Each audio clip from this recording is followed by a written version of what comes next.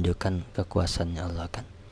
Jika seseorang membuat percaya bahwa dia kaya, ini kita agak spesifik sedikit kan dengan kata-kata kaya, dan percaya dan beriman kan bahwa dia berhasil, nah ini kinerja di internal kita kan. Hmm. Eksternal kita bodoh amatan gitu kan. Walaupun di dunia 3 dimensi kita tuh kan itu nggak usah diomongin kan. Itu terus latihan terus menerus, lama-lama bahwa pikiran atas sadar kita percaya juga kok, karena di bawah kan sudah sangat kuat gitu kan. Lama-lama intinya atas sadar bawah sadar tuh kan main kuat-kuatan aja kok. Nah itu kalau sudah lebih kuat mana dia ngikut kan gitu. Pikiran dan perasaan itu kan main kuat-kuatan aja kok. Nah, tapi ketika kita sudah melibatkan Allah, itu sudah kesadaran murni mainnya kan. Sudah bukan program atau komputer lagi, tapi operator di balik program dan komputernya yang berbicara kan, yang bersikap. Dia bebas mengganti, bebas mengamati segala macam kan itu kan. Nah, di situ. Tapi bukan menggunakan kekuasaan Tuhan, tapi kita digunakan kuasa kita oleh Tuhan kan gitu kan. Nah ini kan terus membuat dasar batin kita percaya bahwa kita tuh benar-benar kaya kan. Nah pada waktu panen asal itu kan nggak selamanya kan, ada masa puncaknya, ada waktu panennya, ya dia akan menuai. Ambil contoh 1 bulan aja atau 2 bulan, 3 bulan, kita tiap hari lihat yang baik-baik, kita bervisualisasi yang baik-baik, itu 3 bulannya udah kerasa itu perkembangannya, perubahannya. Tiap hari, tiap saat itu saya di internal kita tuh kita bervisualisasi kita kaya, berlimpah, cukup kan. Itu kan resep kaya itu kan cuman satu doang kok yang paling penting. Resep kaya itu kan cuman jangan kayak orang susah, itu doang. Gampang kan. Nah oke ya, udah dipahami ya. Nah, nanti kita lanjut lagi. Nah ini pentingnya kan, intinya untuk terlibat penuh, artinya secara keseluruhan, secara holistik dari internal kita kan, kita harus berenergi secara fisik. Nah di sini nanti ini di pertemuan selanjutnya nih, karena fisik juga kan titipannya Allah kan, itu harus dirawat atau apa. Percuma juga internal kita kuat tapi kalau fisik kita kita cuekin juga nggak bisa juga kan. Walaupun kalau internal kita baik, lama-lama akan membuat fisik kita baik, ya itu benar juga. Tapi bisa juga dari kita merawat fisik, internal kita merasa diperhatikan, akhirnya kita sehat juga secara mental kan. Nah karena terhubung semua secara emosional kan. Nah itu jadi untuk bervisualisasi, bahan bakar emosinya juga harus kuat, bukan hanya bahan bakar di pemikirannya kita doang. Nah, jadi kalau sudah dengan Allah tuh wah kuat sekali secara emosional kan, karena Allah yang menginginkannya terjadi di dalam kehidupannya kita kok. Udah kayak layangan. Nah tapi kan kita juga yakin bahwa Allah juga menginginkan kita yang baik-baik kok. Kan fokus secara mental. Ini artinya tetap luka batin eksternal kita itu kita awasi. Teman kita nih toksik semua nih, gue kurangi aja deh ininya kan, intensitasnya kan. Atau kalau bisa berhijrah, saya berhijrah deh kan gitu kan, di keluarga, di apa kan itu. Dan selaras secara spiritual. Nah artinya ritual kita juga terjaga konsistensinya. Kalau di Islam salat kita, puasa kita, zakat kita juga continuous kan, karena itu menjaga ke spiritual. Karena di day to day-nya, di hari demi harinya tuh kita banyak ketemu hal, banyak ketemu apa kan, di realitas 3 dimensi itu kita pahami lagi, kita pelajari lagi maknanya itu kita kan banyak menyaring, banyak dapat insight, dapat pengetahuan dan lain-lain kan. Nah itu dengan tujuan di luar kepentingan pribadi kita yang serba mendesak. Nah jadi kinerja fisik kita, usaha dan lain-lainnya itu tools kita yang kita gunakan semaksimal mungkin kan. Spiritual kita juga sama, itu tools kita juga yang kita gunakan semaksimal mungkin. Jadi nggak perlu ditabrak-tabrakan, perlu dibanding-bandingkan. Nah, dibanding-banding kan itu nggak perlu kan. Kita gunakan saja, kita nikmati secara maksimal keduanya. Nah, ini filosofinya terkait dengan yang tadi kan, antara jagung nih mau direbus apa dibakar kan, sama-sama kita nikmati keduanya kan, harus balance. Nah itu dengan tujuan di luar kepentingan pribadi kita. Kalau mau lebih manjur lagi itu, nah itu yang tadi disebut di atas, keinginan saya atau keinginan Allah sih sebenarnya kan gitu. Nah keinginan kita terbatas, keinginan Allah nih wah sangat powerful.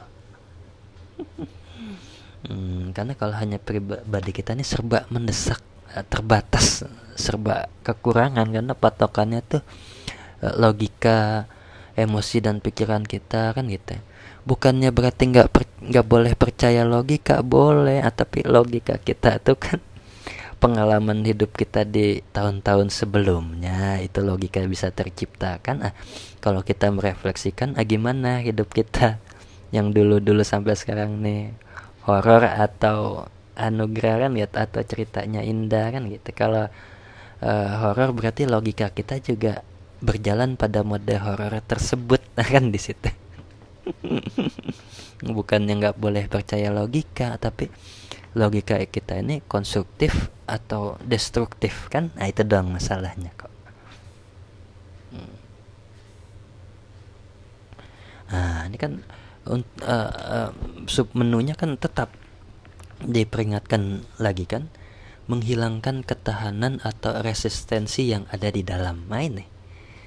Banyak cara, banyak tools, semua boleh dicoba karena semuanya adalah manusia ini kan, kehidupan kita ini kan laboratorium berjalan ya. Kita nggak punya satu resep atau rumus atau obat yang bisa cocok untuk semua orang kan, nggak bisa.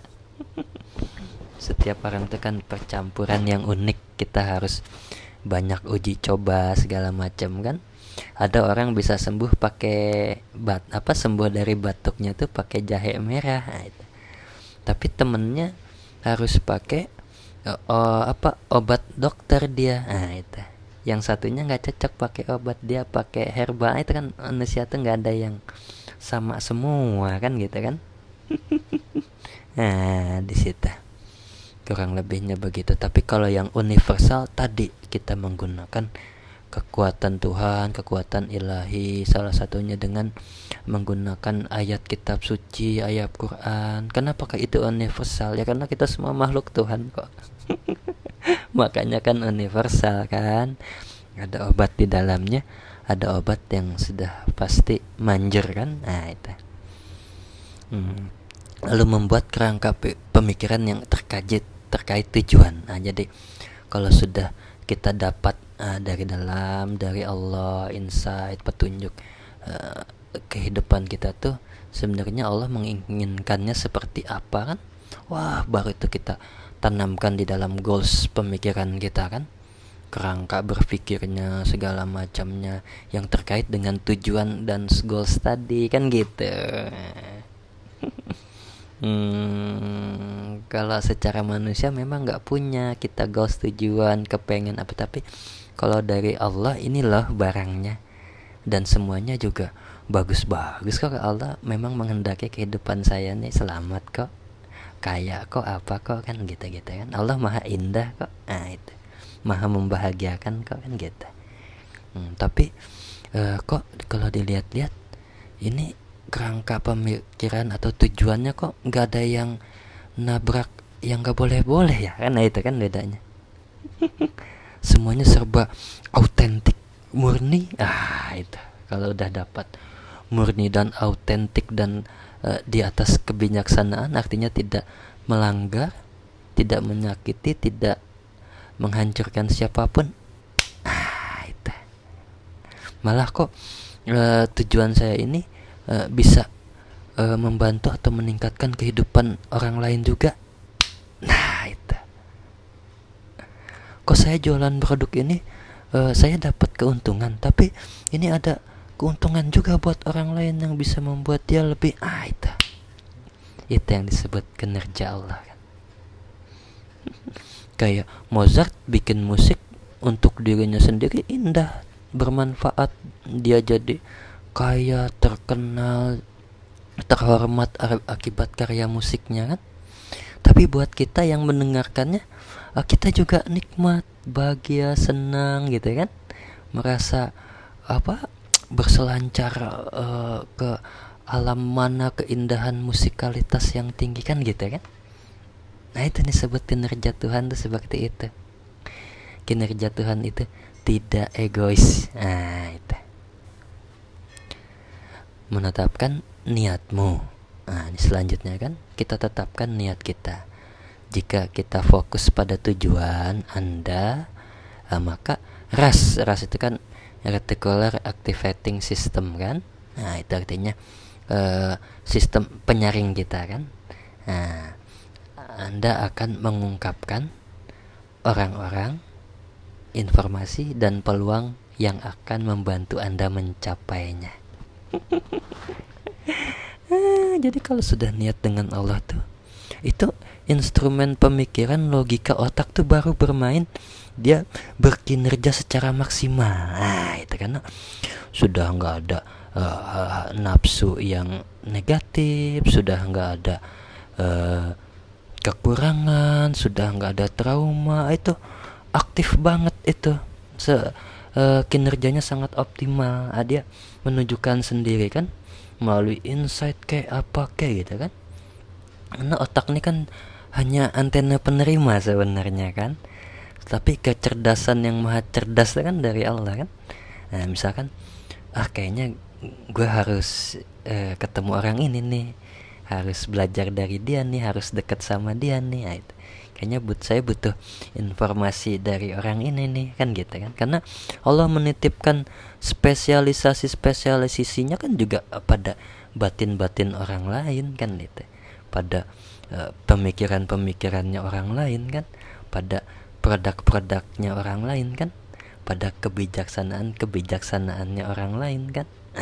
Di situ. Dan peluang yang membantu Anda mencapainya. Nah, ini yang disebut hidup nih di dunia ini kan nggak lama-lama amat ya. Itulah makanya kalau ingin mendapatkan pencapaian yang besar, ya saling tolong menolong lah kita nih kan.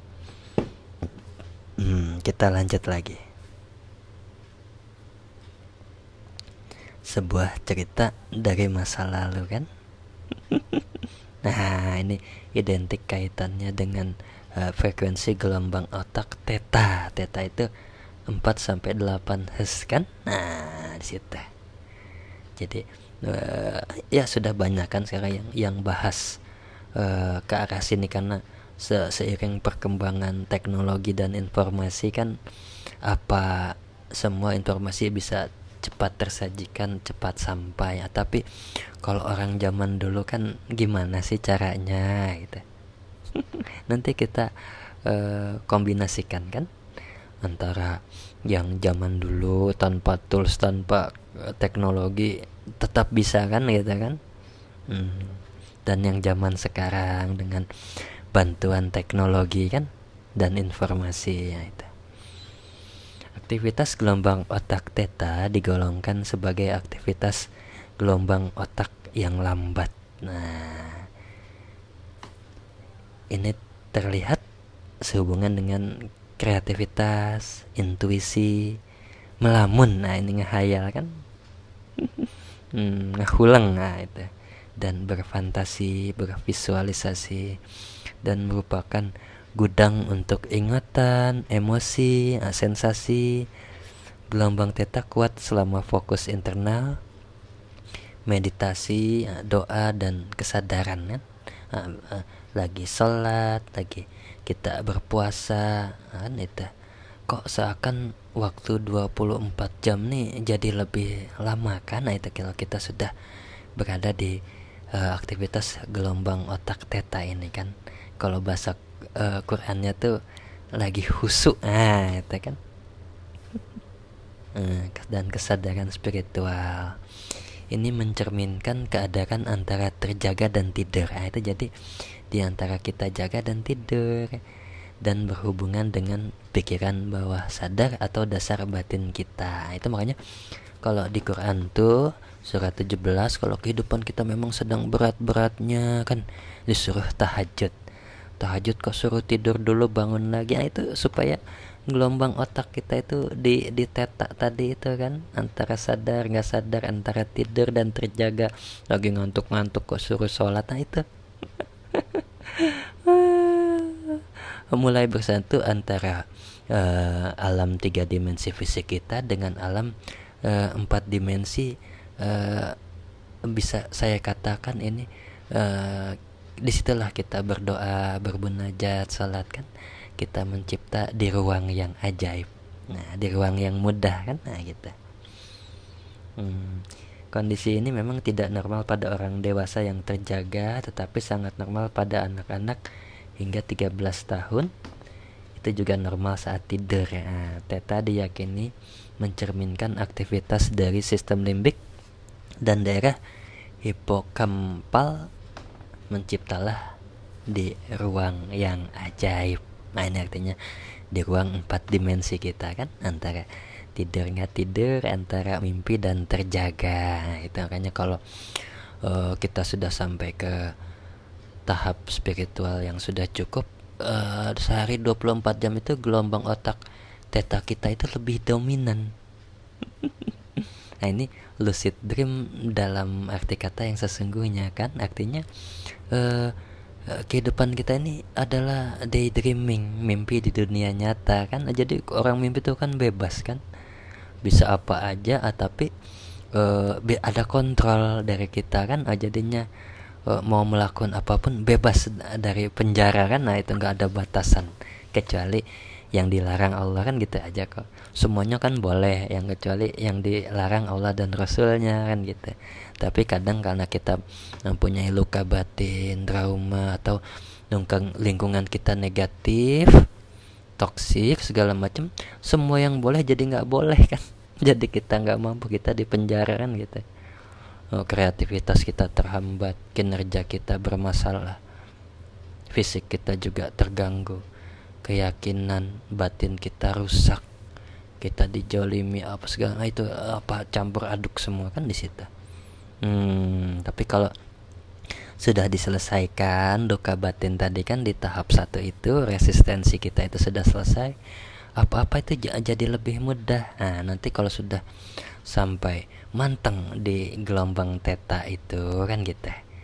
Nah, terserah, ada orang cara dia melalui sholat, puasa, zakat, dan tahajud dan gitu. Makanya kalau sholat kita sudah bagus tuh karena bersyukur kan. Sholat, puasa, dan zakat itu kan simbol dari kita bersyukur gitu kan.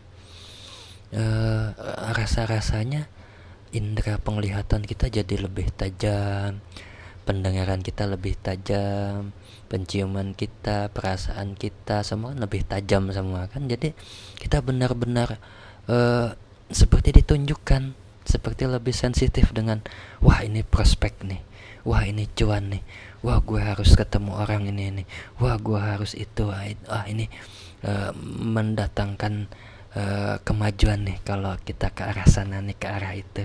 Oh ini enggak nih, oh ini mubazir nih, oh itu kan. Paling sederhananya itu ketika kita melihat warna merah kok lebih merah ya. Nah, paham gak maksud saya? Kok warna hijau indah banget nih, lebih hijau dari biasanya kan itu. Atau warna kuning kok lebih itu.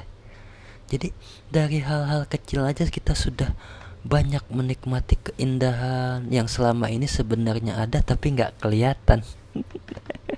Karena kita sibuk dengan luka batin dan keterbatasannya kita itulah. Nah, di situ kan. Sudah mulai nangkap kan. Nah, itu. Di bahasan kali ini kita baru hanya bersifat di spiritual internal dulu ya, belum kepada teknis how to-nya dan bagaimana apa, belum ke arah situ kan. Tapi ini pendalaman secara internal juga dulu kan, karena kalau pun kita punya teknik bagus tapi internal kita masih rusak, nggak jadi juga kok, percuma. Nah, di situ ya, menciptalah di ruang yang ajaib. Sudah mulai paham kan kenapa kok Allah suruh sholat, kalau lagi berat suruh tahajud dan lain-lain. Oh, kalau sekarang kan bisa diteliti dengan sains kan. Nah, itu. Nah, terang tinggal pilihan kita mau dengan bantuan teknologi dan informasi dan sains, boleh nggak? Ya boleh. Mau dengan sholat boleh nggak? Oh iya boleh juga, karena kan itu lebih baik dan disarankan juga kan, dan nggak boleh ditinggal juga kan, karena supaya kehidupan kita nih nikmat, aman, nyaman, tenang, selamatnya itu lahir batin, dunia dan akhirat juga kan. Nah, itu yang kita incar kan. Karena kita mengikuti apa kata Allah di Quran kan, gitu kan. Masa sih sudah di anugerahkan kehidupan yang sedemikian indah, nikmat itu, tapi kita nggak mau mengakui Allah dan Rasulnya sih kan, gitu. Kenapa harus sholat? Ya Allah pengennya begitu. Tuhan yang menciptakan kita, menciptakan ini semua pengennya begitu, ya kita lakuin aja kan, gitu. Supaya ada pengakuan dari diri kita kan. Setelah kita mengakui Allah dan Rasulnya, itu maka banyak sekali keajaiban bisa terjadi kan di situ. Karena kita sudah mampu bersyukur.